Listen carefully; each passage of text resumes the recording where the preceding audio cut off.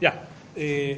Bien, lo primero, agradecer como siempre a la Universidad del Biobío por la generación de estas instancias que, por lo menos en nuestro país, que muchas veces predomina la historia de Chile y de otro tipo más que la historia clásica, son siempre estas instancias muy bien recibidas. Así que lo primero es agradecer eso. Lo segundo, bueno, como está en la presentación, el tema de esta ponencia tiene por título, ¿cierto?, la formación militar de los emperadores y las nobilitas en época antonina, lo llamado viri militaris o militares. Este tema tiene por finalidad analizar la formación militar en época antonina entendida en un sentido, como se entiende la convención historiográfica tradicional, desde el periodo de su Minerva, el año 96, hasta que termina Cómodo, ¿cierto?, con su muerte el 31 de diciembre del año 192, ¿ya? ¿Por qué en esta época? Porque esta es la época en la que yo me aboco en mis estudios principalmente, la época que más conozco. Y a su vez porque la época antonina siempre ha sido caracterizada como un siglo y una época de paz. Entonces muchas veces los temas militares han quedado un poco como comillas ocultos bajo esa idea y esa aureola, ¿cierto?, de época pacífica, que a mi juicio yo creo que no fue tan pacífica porque los conflictos fronterizos fueron permanentes. A su vez, este tema es parte de mi tesis doctoral y de un proyecto de investigación que está señalado hoy, ¿cierto?, un proyecto de investigación interno en la Universidad de la Frontera, donde soy profesor. Así que eso principalmente respecto al tema. Bueno, respecto al concepto de vir militaris, el concepto vir militaris es una convención, si queremos llamarla así, que ha surgido por estos dos historiadores que están ahí, ¿cierto?, en las imágenes. El primero, ¿cierto?, es Sir Ronald Syme, que en el año 1957 publicó un artículo titulado The Friend of Tacitus, ¿cierto?, haciendo uso de la prosopografía, ¿cierto?, que era la metodología preferida por él, una de las más importantes utilizadas por él, en que señala que los vir militaris o hombres militaris eran aquellos senadores que eran un grupo particular, hermético, cerrado, que finalmente cumplían la siguiente condición. Muy jóvenes, habían alcanzado el consulado, entre los 28 y los 30 años, habían ocupado un cargo de tribunado militar, un legado militar en alguna de las legiones del Imperio Romano y rápidamente habían sido enviados a un gobierno con tropas y de ahí también rápidamente, era un ascenso muy rápido en la escala, se habían transformado en cónsul. Y después de ser cónsules habían sido enviados a algunas de las provincias que tenían más de una legión bajo su mando, en calidad principalmente de procónsul. La versión que ha creado Symes, en 1957, es una versión muy normativa, muy cerrada del Cursus Honorum. Simplemente para él, los hombres militares en el Imperio Romano eran aquellos que cumplían esa condición. Un ascenso rápido y un consulado antes de los 30. Y por contra, ¿cierto?, el segundo personaje que está allá, Brian Campbell, el año 1977, también en la Journal of Roman Studies, ¿cierto?, en un artículo llamado Who Were the Vir Militaris, él crea una visión totalmente contraria a la de Ronald Syme. Él plantea simplemente que no existe la idea de un vir militaris, de un hombre militar en el Imperio Romano, que es una invención, ¿ya? Él plantea de hecho de que los cargos más bajos del Cursus Honorum no obtienen en esos cargos en el ejercicio experiencia militar válida como para ser considerada, sino que la única experiencia militar válida para él es la que se gana en la guerra. Por tanto, en una época de relativa paz, al no haber guerra, supuestamente los más jóvenes no habrían obtenido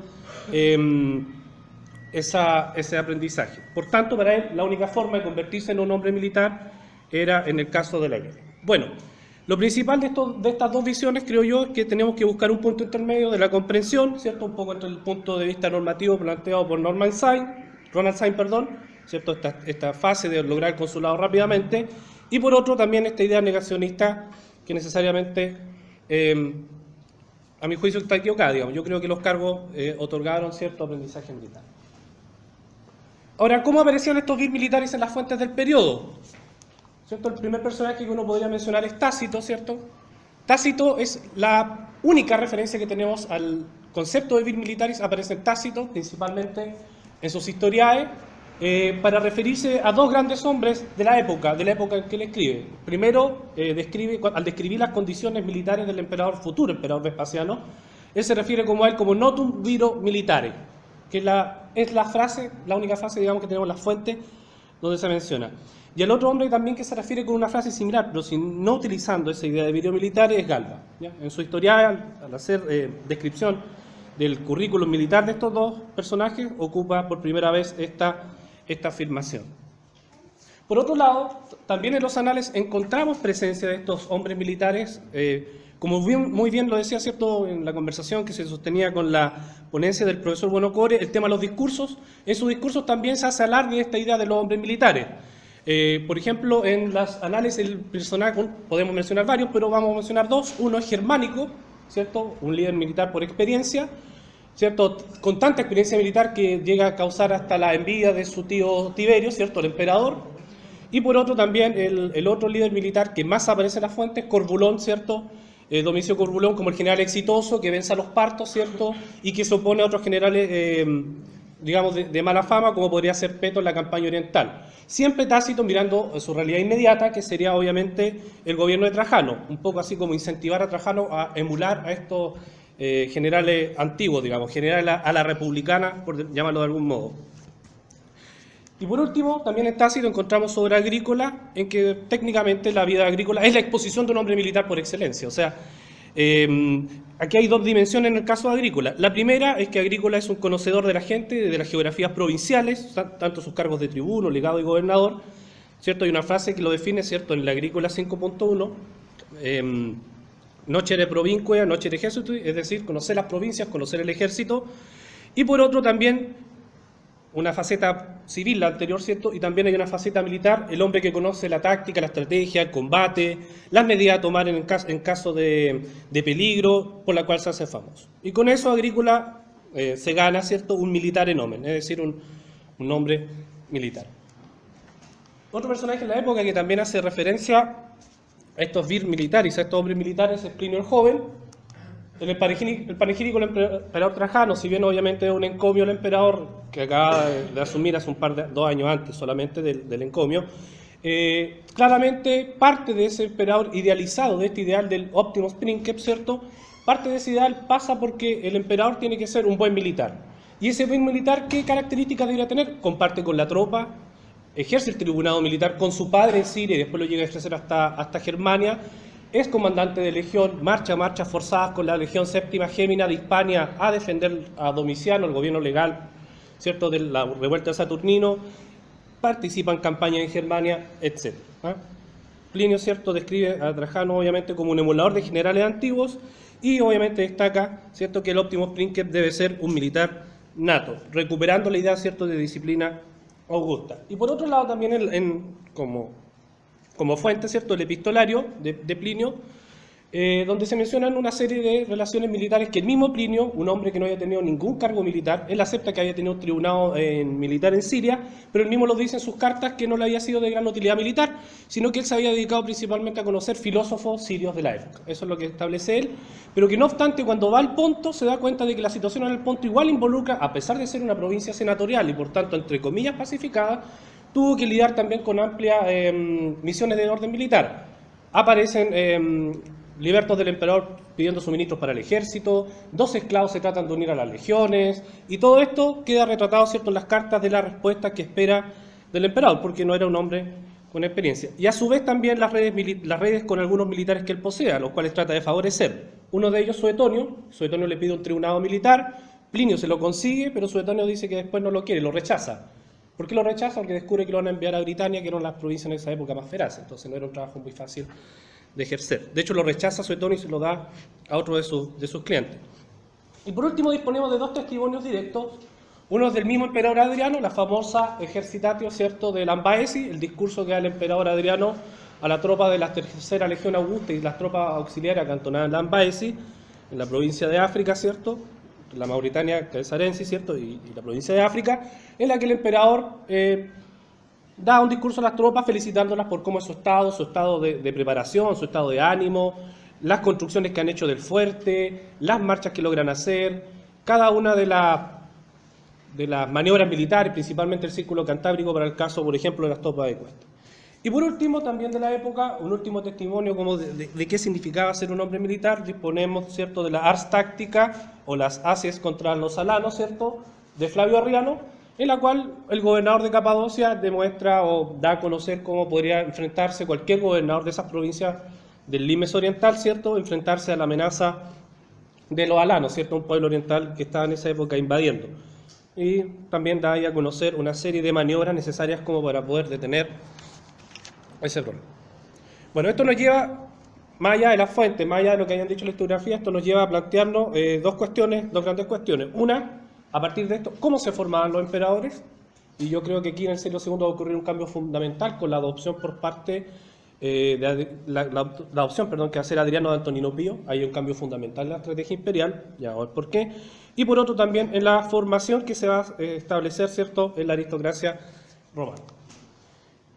Bueno, ¿cuál va a ser la formación del emperador y por qué hay un cambio fundamental? Bueno, Trajano, como ya acabo de mencionar, es el hombre militar por excelencia. Trajano es un militar nato. Su formación es militar. Él creció con su padre, que participó en las campañas judías, ¿cierto?, de la época de Nerón. Fue uno de los generales más hábiles de Vespasiano en Oriente, no solamente en Oriente, también después fue desplazado a Hispania. Pero Trajano es un líder militar. Es el victorioso contra los dacios, el que derrota a los germanos en la época de Nerva, el que derrota a los dacios 2 veces, el que logra conquistar Dacia, es el que conquista Arabia, es el que lanza la última gran campaña contra los partos, ¿cierto?, en Oriente. O sea, Trajano es el líder militar, a pesar de que haya fracasado en Oriente, siempre va a ser visto como el líder militar por excelencia del Imperio Romano. Su adoptado, algunos, ¿cierto?, las malas lenguas por ahí, como dicen algunos, que no lo habría adoptado, que la esposa habría intervenido para adoptar, ¿cierto?, a Adriano en el último minuto, antes de morir. Otros simplemente dicen que Adriano se aprovechó de la situación, que ni siquiera había sido adoptado. Dion Casio deja de entrever algo. Adriano también era un militar nato de formación. Por más de que se trate de presentarnos la imagen de él como un hombre pacífico, Adriano era un militar nato de profesión. Había ejercido el tribunado militar en 3 legiones, había mandado en 2 legiones, había acompañado a su tío Trajano en la mayoría de las campañas y aparte había sido el gran valedor como gobernador de Siria en la campaña oriental de Trajano. O sea, Adriano era un militar nato. Adriano no era alguien, digamos, de que no tuviera ningún tipo de formación militar. ¿Cuándo va a llegar el problema? Cuando Adriano trate de buscar un sucesor hábil para sucederle en el poder. Como sabemos, la primera opción de Adriano fue ese personaje, Lucio Helio Vero, que resultó ser un enfermizo, ¿cierto? Lo adopta el 136, y la primera misión que hace Adriano con el recién adoptado Helio, que no tenía formación militar, según dice la historia augusta, es enviarlo a una provincia militar, a educarse. Como dice la historia augusta, lo envía como dux et rector, es decir, como comandante militar propiamente tal. Lo manda a la Panonia Inferior, una provincia que tiene alrededor de tenía 2 legiones en ese entonces, fronteriza con Dacia, conflictiva, y por tanto lo que esperaba de su adoptado era que aprendiera el oficio militar, que era lo que no dominaba, porque el mundo civil lo dominaba perfectamente. Pero ¿qué pasó con Lucio Vero?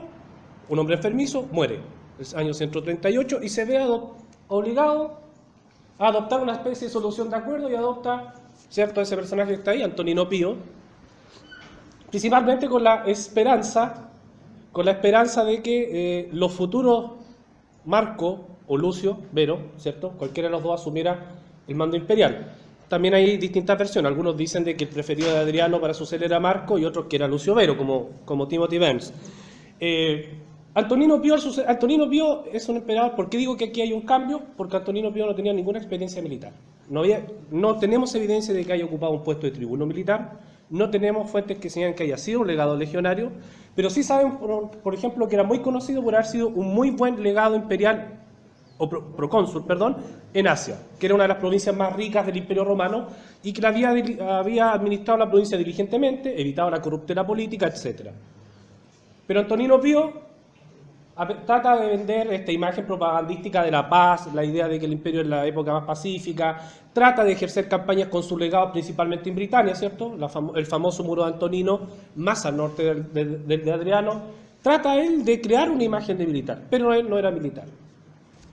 ¿Qué va a significar esa adopción de Antonino Pío? Que sus 2 posibles herederos, Marco Aurelio o Lucio o Vero, ¿cierto?, ninguno de los dos tampoco fue formado militarmente. Ni Marco Aurelio tuvo formación militar, ni Lucio Vero tuvo formación militar. De hecho, cuando uno lee las meditaciones de Marco Aurelio, ¿cierto?, cuando empieza a agradecer a todos quienes le enseñaron, no hay ningún testimonio de enseñanza militar. Todas son de tipo filosófico, político. Agradece, ¿cierto?, en el fondo por el estoicismo, muchas figuras asociadas al estoicismo, a la escuela filosófica, pero no hay ninguna idea de formación militar. O sea, Marco Aurelio y Lucio Vero no estaban llamados como a gobernar un imperio en guerra, se creía que iban a gobernar una época pacífica. Pero como sabemos, el emperador más filósofo de todos terminó gobernando quizás las décadas más guerreras que tuvo el siglo II. Y eso también obviamente se transmite a Cómodo, que muchas veces se nota que obviamente las fuentes están un poco, comillas, contaminadas respecto a la figura de Cómodo, pero Cómodo tampoco habría recibido una formación militar tan directa, sino que ¿cómo recibió Cómodo la instrucción militar? Acompañando a su padre. Después del golpe de Estado que intenta dar a Vidio Casio, cuando lo acompaña en las campañas, Cómodo habría aprendido algo de la estrategia militar de su padre. ¿Y en qué se grafica esto? En la siempre controvertida idea de retirarse de las campañas que estaban sosteniéndose en el Danubio. Cuando muere Marco Aurelio, recuerden, Herodiano nos dice, lo primero que quiere hacer Cómodo es retirarse de las campañas danubianas, volver a Roma para disfrutar los placeres de la ciudad, ¿ya? Algo que a lo mejor no era tan así, a lo mejor las campañas no estaban resultando tan bien como lo se esperaba, ¿ah? Pero como la imagen de cómo está contaminada es una cuestión que siempre tenemos que tener ahí en detalle.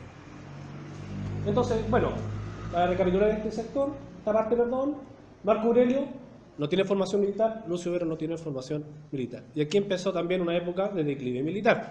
La época de Marco Aurelio dejó, como ustedes saben, o la mayoría sabe, desgastado el erario del Estado romano. Y después, obviamente, cómo lo va a dilapidar, esos síntomas. ¿Y qué pasaba con la aristocracia?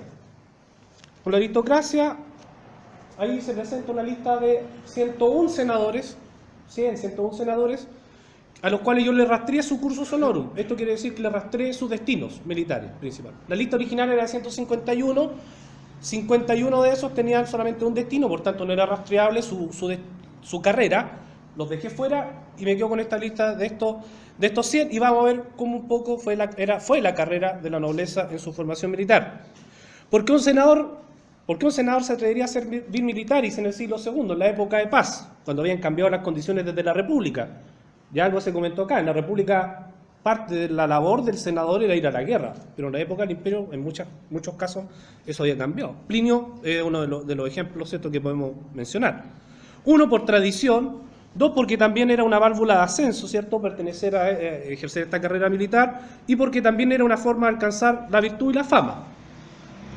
Y los que no, por ejemplo, tenemos el caso, si bien todos sabemos que Septimio Severo era un hombre de armas, los inicios de Septimio Severo declinó una carrera de armas porque prefirió una cuestura, y en el momento que iba a ser enviado como en uno de los cargos, ¿cierto?, como ayudante del legado de la Bética, como está en pleno proceso de guerra, a Septimio Severo, como rememora la historia augusta, es retirado de su mando y se le envía a Cerdeña.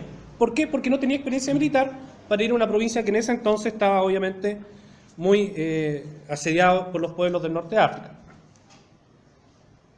¿Cómo era el cursus en esta época? Primero,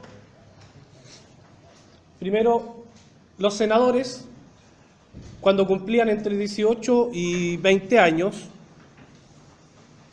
ocupaban alguna de las magistraturas de la ciudad de Roma, ¿cierto?, el vinctivirato, y después, inmediatamente después de ocupar ese cargo, que podía corresponder a cargo de orden legal, algunos asociados a la moneda, principalmente algunos tenían la posibilidad de acceder a ese cargo que era un tribunado militar, un tribunado Augusti Clavio, ¿ah? Porque hay varios tipos de tribunos en las legiones, pero el cargo que le correspondía a la clase senatorial era el cargo de tribunado militar de tipo Augusti Clavio, que correspondía solamente uno por legión, es decir, en el Imperio Romano solamente habían 28 plazas disponibles para 28 jóvenes para ocupar ese cargo.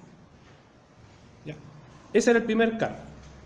Cuando el tribuno militar terminaba, el cargo duraba entre 1 o 2 años, por lo general los senadores ocupaban ese cargo una sola vez, salvo excepciones. La excepción que poseemos nosotros es la del emperador Adriano, que ocupó 3 tribunados militares. La generalidad es que hayan tenido uno, pero tenemos ciertas excepciones. Le seguían algunos cargos en la ciudad, cuestor, tribuno de la plebe, etc. Y una vez cumplido ese cargo, era enviado ya con 25 y 26 años como delegado legionario, es decir, como comandante de legión, a algunas de las 28 las legiones que estaban distribuidas en la frontera en esta época del Imperio Romano. ¿Qué permitían estos dos cargos? A mi juicio eran destinos de aprendizaje y de formación militar. Eso eran, ya tanto el cargo de tribuno militar como el del delegado legionario. Aprendizaje de tipo, primero de materias militares, lógicamente, marchar con la tropa, ejercicios de combate, participar en escaramuzas fronterizas. Las escaramuzas fronterizas no aparecen en muchas de las fuentes como escritas del periodo, pero no obstante las inscripciones mencionan cierto tipo de enfrentamiento, por ejemplo en el norte de África, con los dacios principalmente, que son sobre todo en la época de Antonino Pío. En materia geográfica, es decir, los legados y los tribunos van a conocer el Imperio Romano, como lo señala Tácito en su Agrícola. También en materias jurisdiccionales, porque tenían que cumplir una serie de misiones de tipo judicial, desde los testamentos de los soldados o hasta castigar a aquellos, digamos, que infringían la ley, como aparece también en el digesto, ¿cierto? Hay un acápite entero dedicado, ¿cierto?, a materias de orden militar y cuál es lo que le correspondía al legado y al tribuno militar. Y también tenían algunas aprendizajes, obviamente, en materias diplomáticas. Pensemos en un joven que participa con un gobernador, un joven que es tribuno militar, que está con el legado de una legión, más un gobernador, como por ejemplo lo que le pasó a Plinio el Joven, que cuando estaba en mando de su provincia, comenta que estaba con su asistente personal, ¿cierto?, un tribuno. Llega un diplomático, y un diplomático que viene del reino del Ponto, ¿cierto? No del Ponto, perdón, de Crimea, se me olvidó en este instante el nombre, del Bósforo Cimerio. Llega el embajador y Plinio tiene que hablar con él, conversa con él, y lo que hace es decir, principalmente dice, lo va a despachar al emperador, lo despacha inmediatamente donde Trajano con un viático para que pueda viajar más rápido, por ejemplo. Entonces, todos estos tribunos, todos estos ayudantes, ¿cierto?, como Servilio Pudente, ¿cierto?, con el caso de Plinio el Joven, participan de la toma de decisiones, están ahí, aprenden por el ejemplo, aprenden porque se les pide alguna opinión. También entran en contacto con las tropas de exploradores, ¿cierto? En esta época, en el siglo II, empiezan a aparecer por primera vez en las tropas de exploradores, ¿cierto?, o especuladores, aprovechando, ¿cierto?, que estamos hablando del especulum en la mañana, las tropas de especuladores aparecen en el siglo II. Los exploradores, los especuladores, los famosos frumentarios que empiezan también a aparecer y que también son una especie de policía que controla internamente el imperio, tanto para el abastecimiento de las tropas como de otro tipo de información de inteligencia, entran en contacto con ellos y eso también se les significa un aprendizaje. Cuando el legado legionario ha sido exitoso en el mando de sus legiones, el mando de una legión se ejercía alrededor de 3 años, ¿ya? Entre 2 y 3 años más o menos duraba ese puesto. Claramente, mientras el legado no cometiera un error, no hubiera una guerra y fuera mal parado, estuviera muerto, etc., se le designaba gobernador de una provincia con poderes propretoriales, es decir, una provincia que seguramente tenía apenas el mando de una legión, aproximadamente, ¿ya? Muchas veces, de hecho, estos dos cargos son a la vez el mismo, como va a ocurrir a finales del siglo II con la Tercera Legión Augusta. Cuando ese cargo también lo desempeñaba bien, era nombrado cónsul en propiedad o sufecto, es decir, como para terminar un mandato. Finalmente, después del consulado, era enviado a una provincia ya con poder proconsular, que eran provincias que tenían 2 o más legiones, ¿ya? Que eran algunas, las Germanias, por ejemplo, la Panonia Superior, la Mesia Inferior, Siria, Capadocia, ¿ya? Eran más o menos las que tenían alrededor de más tropas. Y en estas provincias ya son destinos de ejecución de lo aprendido, ¿cierto?, en sus destinos militares, ¿cierto?, en el tribunado militar, en el caso del legado legionario, en el gobernador con poderes propretoriales, ¿cierto?, que tenían ya mando sobre provincia. Ahí ejecutaban lo aprendido en esas provincias. Bien, ¿y qué nos va a decir la epigrafía? En los cargos, ¿cierto?, de 101 senadores, entre 100 y 101 senadores del siglo II, podemos encontrar de que en la lista 82 de ellos ejercieron el cargo de cónsul, 47 solamente tenemos que ocuparon tribunados militares. Es el cargo que tiene más baja mención. Podría significar que a lo mejor efectivamente el caso en el carrera señorial no importaba tanto. Las legaturas legionarias son 60, es decir, los que fueron comandantes de legión, 60 de esos 100 podemos atestiguar que fueron comandantes de legión. 68 menciones, ¿cierto?, tienen legados que ocuparon cargos de gobernadores que tenían al menos una legión en su provincia. Y la gran mayoría atestigua uno o más, por eso son 119, uno o más cargos, ¿cierto?, con provincias que tenían 2 o más legiones acantonadas en su interior. A su vez, un 25% de esos 100 casos, ¿cierto?, 101 casos, es decir, un cuarto, solamente podemos encontrar en su curso sonoro un cargo de tipo militar. Por tanto, en cierto sentido, sabemos que eran militares porque ocupaban a lo mejor un cargo como el legado proconsular, pero no podemos determinar cuál fue su carrera anterior y por tanto no podemos determinar su trayectoria militar. A su vez, en el caso de los legados legionarios del siglo II, tenemos cierta bueno, hay una dispersión obviamente porque son 28 legiones del Imperio Romano, pero destacan que los legados que más conocemos nombre y conocemos su carrera militar corresponden a la Legión 14 Gémina, cantonada en Carnutum, actual Austria, Petronell, en el Danubio, en la Panonia Superior, ¿ya? Son los legados que más tenemos conocimiento de sus trayectorias militares junto a los de la Tercera Legión Augusta, que está cantonada en África y que ha sido estudiada también por Jean Leboeuf, ¿cierto? La Legión Quinta Macedónica, cantonada en Mesia Inferior. Después la vamos a ver en un mapa, la Legión de la Primera Adiutrix, la Minervia, esa una cantonada también en Mesia Inferior, la Minervia en Germania, y de la 13 Gémina en Dacia. ¿Ya? Es decir, esas son las trayectorias que más conocemos. Y las restantes legiones, es decir, las 22 legiones restantes, se reparten en 31 ciertos legados. Hay legiones que solamente conocemos un legado, por ejemplo, otras que conocemos dos, y así. Por ejemplo, las legiones orientales conocemos muy poco al respecto.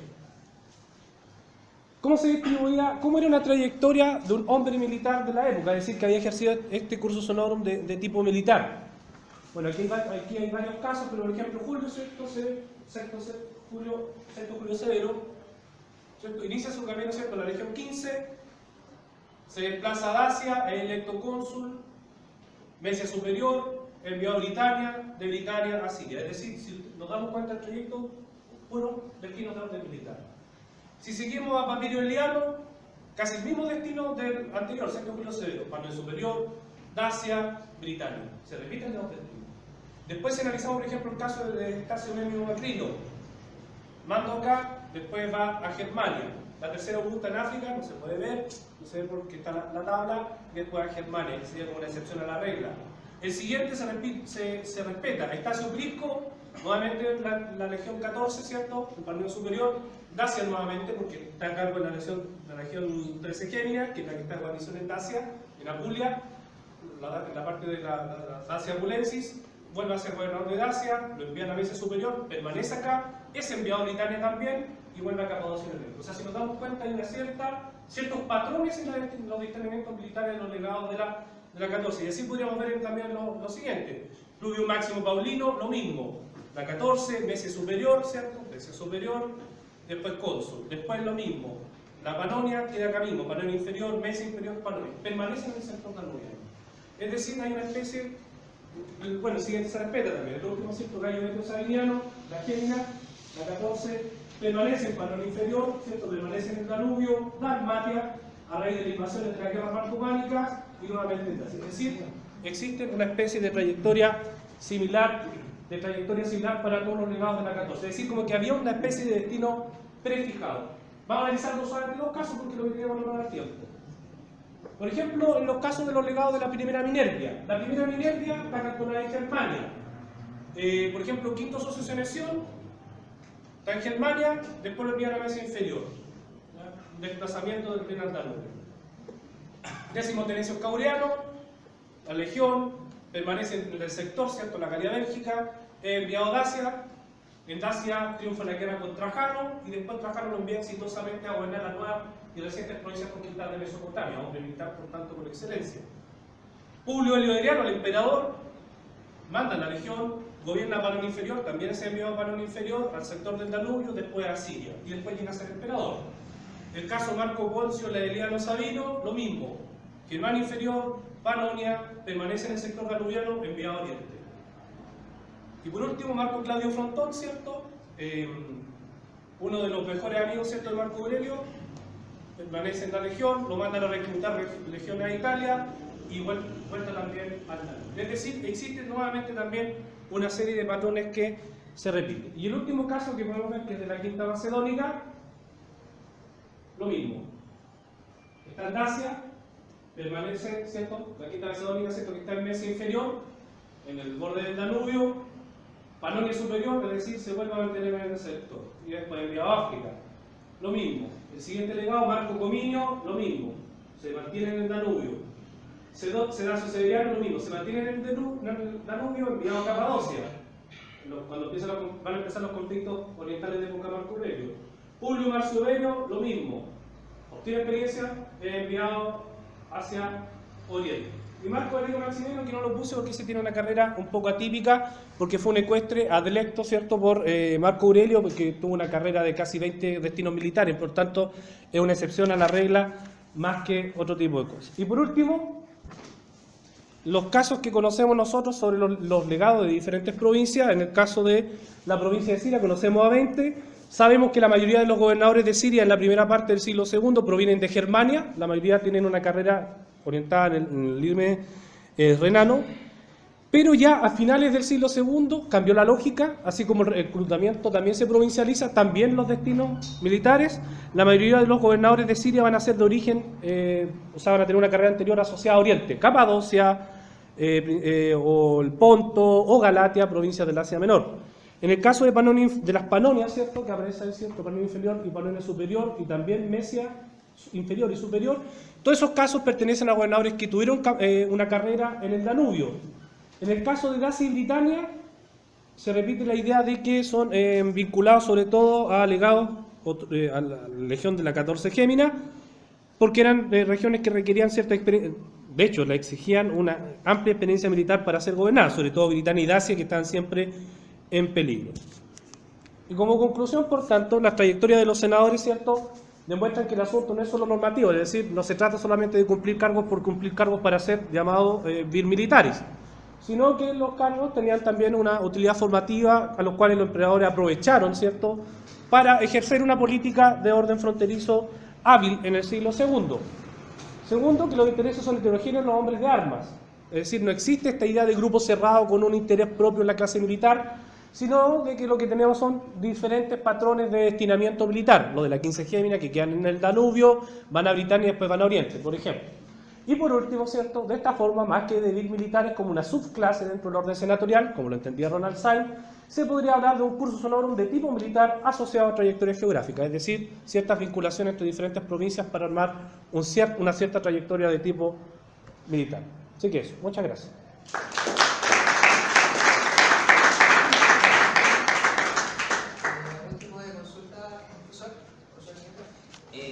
Bueno, Andrés, bastante ilustrativo el tema y clarificador, especialmente el tema de temática. Hay dos cosas que me gustaría que me pudiese aclarar. Bueno, William Harry menciona muy bien el tema del cursus honorum, la importancia que simboliza de cierta forma cómo esta carrera militar, especialmente, no solamente la expertise, sino que el tema es que permite legitimarse dentro de la sociedad como un ente muy importante para colaborar en el progreso del Estado. Y eso le permite de cierta forma rolarse al futuro en un cargo público, que es un tema que se da, como fue el caso de Trajano Adriano, que tiene ya expertise militar por medio, ¿ya? Entonces, en ese aspecto, el cursus honorum en realidad, estos temas que me gustaría que aclarara, la importancia que tiene el triunfo, de cierta forma, en la incidencia del cursus honorum. Esa es la primera pregunta. Y la segunda, en caso de fracaso, en caso de derrotas, ¿qué tendencia pasaba o qué elementos se establecían con respecto a los generales que eran derrotados en algunos casos? A ver, sobre lo primero, sobre el triunfo, en la época republicana los generales cuando ganaban una guerra se les celebraba un triunfo, pero en la época republicana. En época imperial el triunfo solamente lo puede celebrar el emperador. O sea, no existe un triunfo que lo pueda celebrar un general como pasaba en época republicana. Por tanto, más que eso, un general en época imperial lo que hace es otorgarle el triunfo al emperador.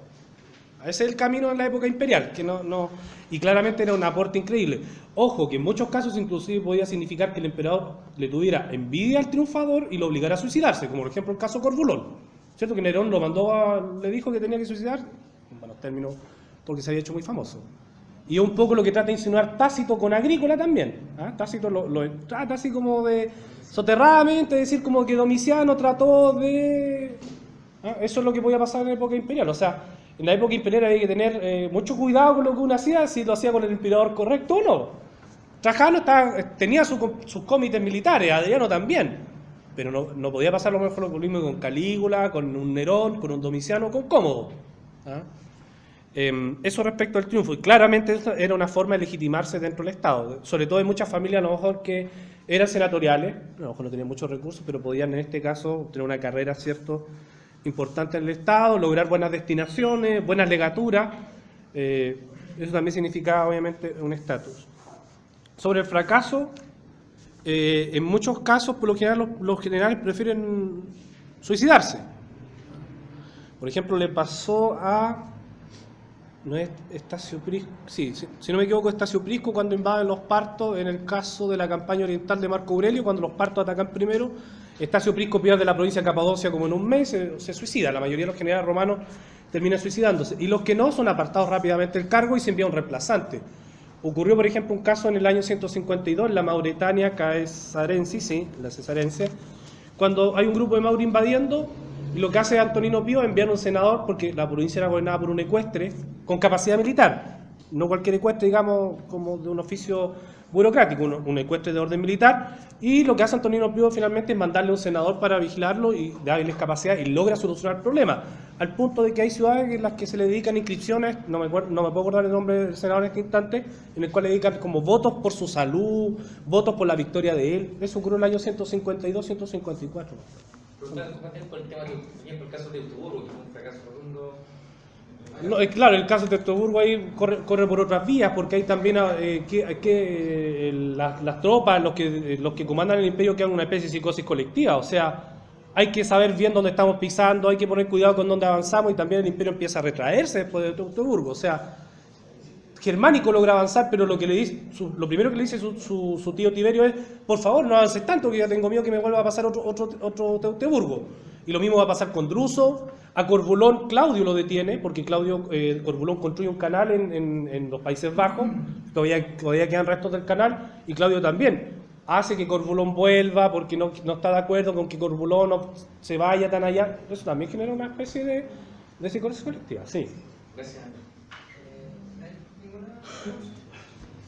Profesor, usted acaba de decir que este curso militar que tenían los emperadores se daba legitimidad en el poder. Usted también habló de emperadores como cómodo, que al momento de llegar al cargo de emperador, le tocó un momento que, si bien el imperio estaba en guerra, ellos tienen la capacidad militar para poder mantener la situación en caso de invasiones. Entonces, ¿cómo un emperador de ese tipo podría legitimar su poder si tenía un cursus honorum, como decirlo, adecuado para el cargo que le tocaba ejercer? A ver, porque por una cosa que también señalé, porque con Antonino Pío van a cambiar un poco las cosas. Bueno, en el siglo II está presente la lógica del emperador adoptivo, ¿cierto? Pero el adoptado no es cualquiera, el adoptado tiene que reunirse a estas condiciones que son las que establece Plinio en el famoso panegírico. Y dentro de esas condiciones están las condiciones militares, que a partir de Antonino Pío se obvian un poco porque al emperador empieza a tomar más protagonismo una institución llamada el Concilium Principis, ¿ya? El Consejo Asesor, donde lo integraban también algunos militares, los guardias del pretorio, los prefectos del pretorio, entre otras personas. Cuando Cómodo asume, lo que nos dice la fuente es que lo primero que hace Cómodo es reunirse justamente con el Concilium. Y en ese Concilium estaban todos los generales de Marco. Y los generales de Marco le decían: no nos retiremos del Danubio, sigamos expandiéndonos, pero él toma Pero lo que dice Herodiano, la historia Augusta, otra que Cómodo decide retirarse porque quería disfrutar los placeres de Roma. Pero la verdad es que, por ejemplo, cuando estaban luchándose en la última fase de las guerras marcománicas, que son cuando Cómodo asume el poder, hay que pensar: Roma estaba sufriendo la peste antonina, había una crisis de tipo demográfico gigantesca, las legiones adentraban al interior del Danubio, pero no necesariamente obtenían victoria, se parecía mucho a lo que podía haber pasado en Teutoburgo. Los marcómanos seguían atacando, por tanto lo que estaban era contener la situación más que un tipo de campaña expansiva. Eso es lo que estaba pasando en el 170, 180, ¿cierto? Que es cuando muere Marco, ¿cierto? En marzo. Eso es lo que estaba pasando. La situación del imperio no era tan esperanzadora. En el Danubio, por ejemplo, por lo menos en el frente del Danubio. Y después lo van a sufrir todo el resto de emperadores que viene después. Septimio Severo va a tener cierta calma, pero cuando muera Septimio Severo, con Caracalla vuelven a resurgir los problemas militares en el frente renano y en el danubiano, el oriente también. Y después, ¿para qué decir? Decio llega a morir en campaña en oriente, en el Danubio. Muere en la batalla de Árbitro, del 234, de hecho. ¿Alguna otra consulta? Ya. Entonces le vamos a hacer la entrega. Raúl, ¿puede entregar? Profesor Andrés, por favor, por su exposición.